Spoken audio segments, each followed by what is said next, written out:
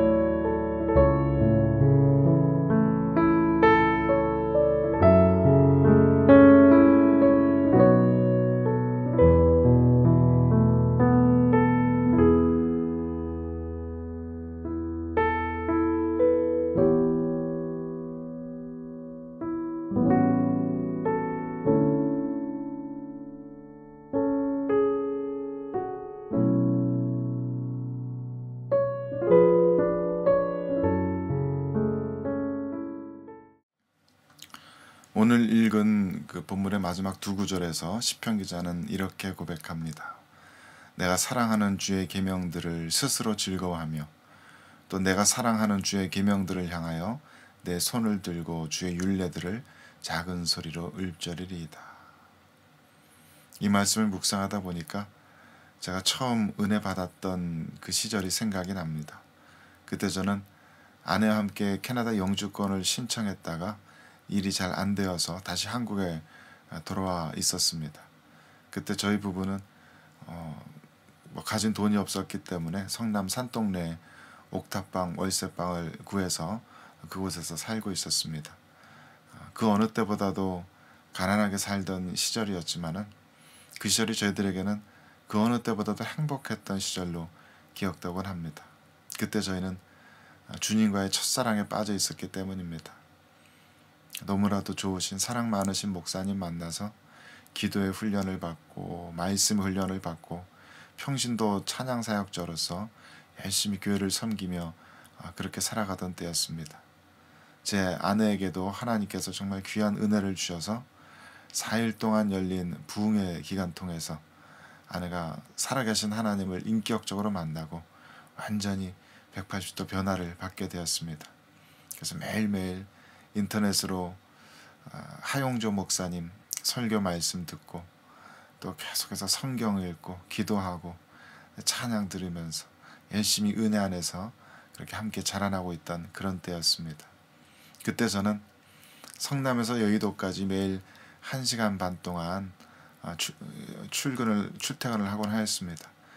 성남에서 여의도까지니까 거리가 굉장히 멀죠. 버스 타고 또 전철 타고 또 다시 버스 타고 그렇게 긴 여행길이나 마찬가지였는데 그 긴 여행 기간 동안에 저는 성경 말씀 읽는 그 재미에 푹 빠져 있었습니다.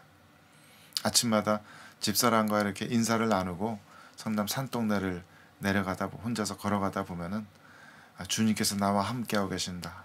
주님께서 나를 사랑하신다는 그 생각이 제 마음을 걷잡을 수 없이 벅차도록 기쁘게 만들어서 길을 걸어가면서도 그 함께 출근하는 많은 사람들 인파 속에서 터져나오는 그 기쁨 때문에 웃음을 억지로 입을 틀어 막으면서 그렇게 출근길을 걸어가곤 하였습니다.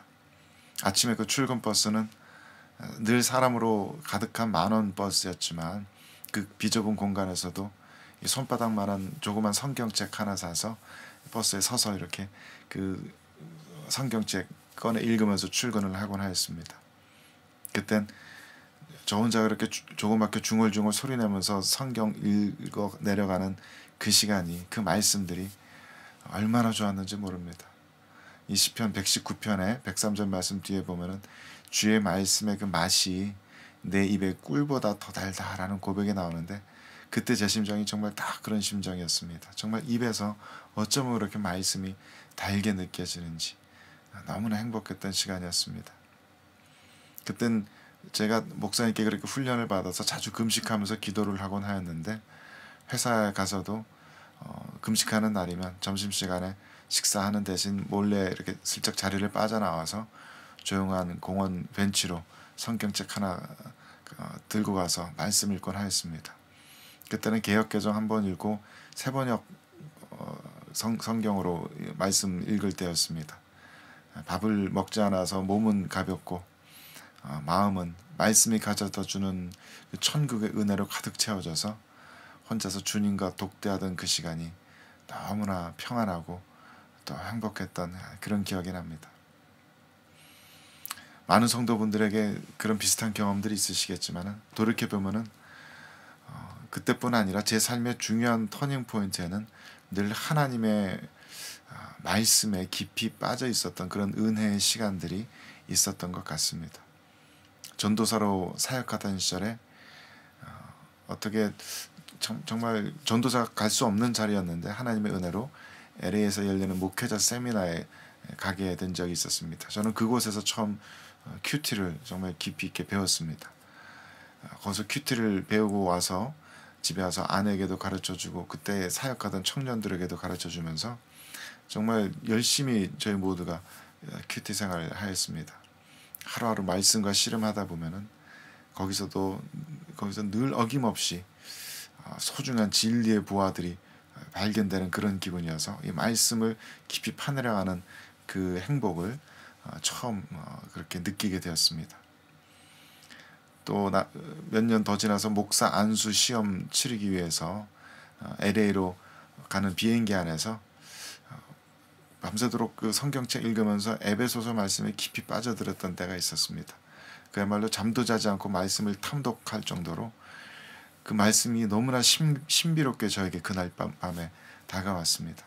하나님께서 나를 태초로부터 예정하셨다는 사실, 나를 결국 하나님 앞에 흠없고 거룩한 자로 세우시겠다는 그 귀한 언약의 말씀들이 얼마나 신비하고 또 감동적으로 그날 그렇게 특별히 제게 다가왔는지 모르겠습니다. 목사 안수 받고 나서는 본격적으로 교리 공부에 깊이 몰두하게 되었는데 기독교의 가르침이라는 것이, 교리라는 것이 이렇게 아름다운 것인지 그때 처음 알았습니다. 삼위일체 하나님의 영광과 십자가의 그 성자 하나님의 은혜와 나에게 주어진 내 안에서 역사하시는 성령 하나님의 그 역사들과 하나님께서 모든 인류와 맺으신 그 신실하신 언약의 교리들이 어쩌면 그렇게 완전 무결하고 흠없이 그야말로 아름답다고 밖에는 표현하지 못할 만큼 너무나 그 영광스러운 그 말씀의 영광을 보았습니다. 그 교리 속에서 제가 오랫동안 궁금해 여겨왔던 것들, 나는 도대체 어떻게 하나님을 찬양하고 왜 찬양을 해야 하는지 그 해답의 실마리들을 찾고 완전히 다시 태어난 것 같은 그런 기쁨을 누리기도 하였습니다. 부활의 비밀에 대해서 처음 눈을 뜰 때도 그랬고 또 하나님 나라의 비밀에 대해서 차츰차츰 알아갈 때도 그랬습니다. 하나님의 말씀은 참으로 놀랍고 참으로 영광스럽습니다. 말씀을 읽어가면서 정말 이런 말씀들은 인간의 머리에서는 나올 수 없는 말씀들이다. 그 누구의 머리로도 꾸며낼 수 없는 그야말로 이것은 신적인 말씀이다라고 감탄을 맞았던 순간이 한두 번이 아니었습니다. 시편 기자는 자신이 하나님의 말씀을 스스로 즐거워하고 또 사랑한다라고 고백하고 있습니다. 그리고 시편 기자가 그렇게 즐거워하고 사랑하는 그 하나님의 말씀은 무엇보다도 시편 기자 그 자신에게 너무나 커다란 힘이 됩니다. 하나님의 말씀이 내 안에 들어오시니까 나를 비방하는 자들의 앞에서도 주눅들거나 위축되지 않습니다. 늘 그들 앞에 할 수 있는 이야기들이 있습니다. 하나님의 말씀이 내 안에 있으니까 내가 어디로 걸어가든지 그 걸어가는 발걸음들이 늘 자유롭습니다. 그 무엇에도 얽매이지 않고 그 무엇에도 주춤거리지 않습니다.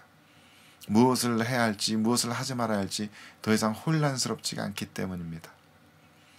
하나님의 말씀이 내 안에 있으니까 왕들 앞에 서서도 언제든지 당당하게 주님의 말씀을 증거할 수 있습니다. 하나님의 말씀이 내 안에 있으니까 세상의 그 어떤 누구도 두렵지가 않은 것입니다.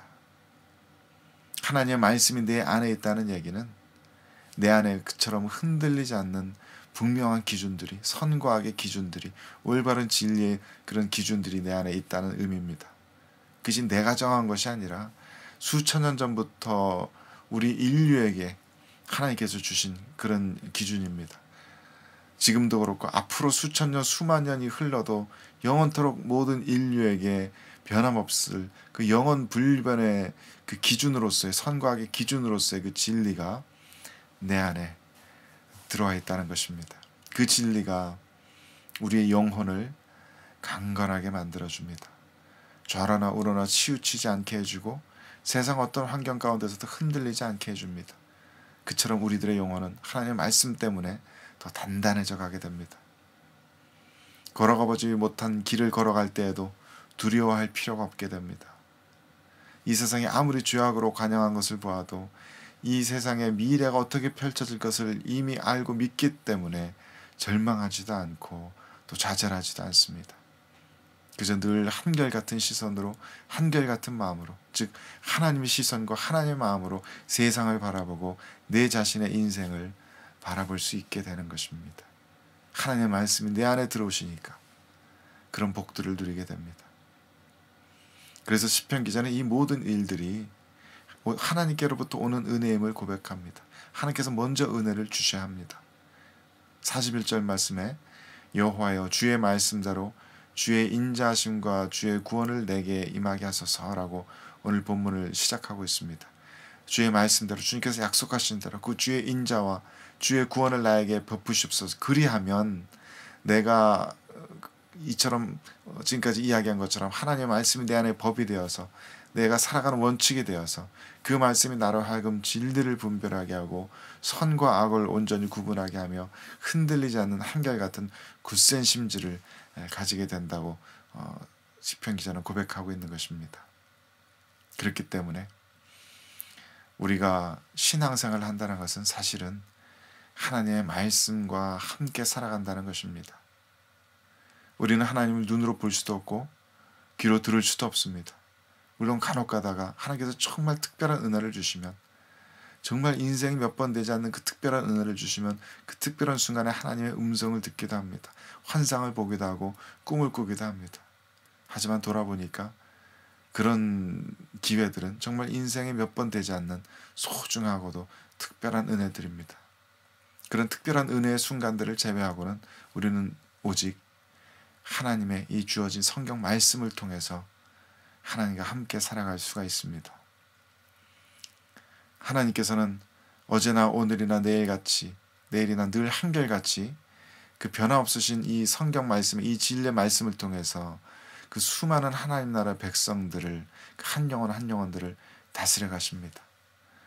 하나님의 통치 아래 들어간, 하나님 나라 안에 들어간 그 수많은 영혼들은 모두 다 이 성경을 통해서 주어진 이 하나님의 말씀에 순종하며 이 성경 말씀을 자신의 삶의 원칙으로 살아가는 그런 이들입니다. 이 성경 말씀에 주어진 이 하나님의 말씀에 의지하여서 자신의 가정을 세워나가고 자신의 직장 생활을 하고 일을 하고 또 교회를 섬기고 세상을 섬기고 사람들과 관계를 맺어가며 살아갑니다. 이 하나님의 말씀이 우리들 삶의 절대적인 기준과 원칙이 진리가 되는 것입니다. 물론 우리가 때로는 이 말씀에 순종하기를 실패할 때도 있고 유혹받아서 실수할 때도 있지만 결국 성도들은 그 말씀에 순종하여서 그 말씀의 권위에 복종하면서 살아가는 이들입니다. 그 이전에는 자신의 본능에만 충실하며 자신의 본능에만 순종하며 살아가던 사람들이 하나님의 말씀의 권위에 복종하여서 하나님의 말씀에 순종하며 살아가기로 하고 삶의 방향성을 바꾸게 되는데, 그 방향성의 전환이 성도들의 영혼 안에 일어나는 결정적인 변화인 것입니다. 우리는 하나님의 말씀, 이 말씀을 통해서 하나님을 알고 하나님과 교제하며 하나님의 통치를 받는 자들입니다. 하나님의 말씀을 더욱더 사랑하고 스스로 즐거워하면서 이 말씀의 은혜에 더욱더 깊이 빠질 수 있는 우리 모두가 될 수 있게 되길 바랍니다. 이 시대에 모든 성도들이 그렇게 하나님의 말씀을 다시 한번 더욱더 깊이 사랑하고 즐거워할 수만 있다면 교회는 분명히 다시 새롭게 일어나게 될 줄을 믿습니다. 하나님의 말씀의 은혜가 오늘도 종일토록 우리 모두의 영혼에 충만하게 임하시기를 주님의 이름으로 간절히 축원합니다. 함께 기도하겠습니다. 하나님, 주님의 언약하신 말씀대로 주님의 자비와 주님의 사랑을 저희들의 영혼에 부으시옵소서. 저희들의 가정에 부으시고 주님의 몸된 교회에 부으시옵소서. 온 세상의 모든 교회 모든 성도들에게 그 은혜를 부으셔서 저희들이 다시 하나님의 말씀으로 돌아가고 하나님의 말씀을 열렬히 사랑하고 하나님의 말씀을 스스로 즐거워하며 그 말씀으로 우리들의 영혼이 강건해지고 그 말씀으로 우리들의 삶의 모든 영역에 지배를 받을 수 있도록, 하나님의 통치를 받을 수 있도록, 하나님의 말씀의 권위에 온전히 복종하는 저희들 모두가 될 수 있도록 역사하여 주옵소서. 오직 주님의 말씀으로 저희들이 새롭게 일어서리이다. 오직 주님의 말씀으로 저희들이 새롭게 되고 저희들의 교회 공동체가 이 세상이 새롭게 되리이다. 주님의 말씀의 능력을 저희들 가운데 굳건하게 하시고 저희들 모두가 주의 말씀을 더욱더 사랑할 수 있도록 인도하여 주옵소서. 감사드리며 우리 구주 예수 그리스도의 이름으로 간절히 기도드립니다. 아멘. 하늘에 계신 우리 아버지여, 이름이 거룩히 여김을 받으시오며 나라가 임하시오며 뜻이 하늘에서 이루어진 것 같이 땅에서도 이루어지이다. 오늘 우리에게 일용할 양식을 주셨고 우리가 우리에게 죄진 자를 사하여 준 것 같이 우리 죄를 사하여 주셨고 우리를 시험에 들게 하지 마시옵고 다만 악에서 구하시옵소서. 나라와 권세와 영광이 아버지께 영원히 있사옵나이다. 아멘.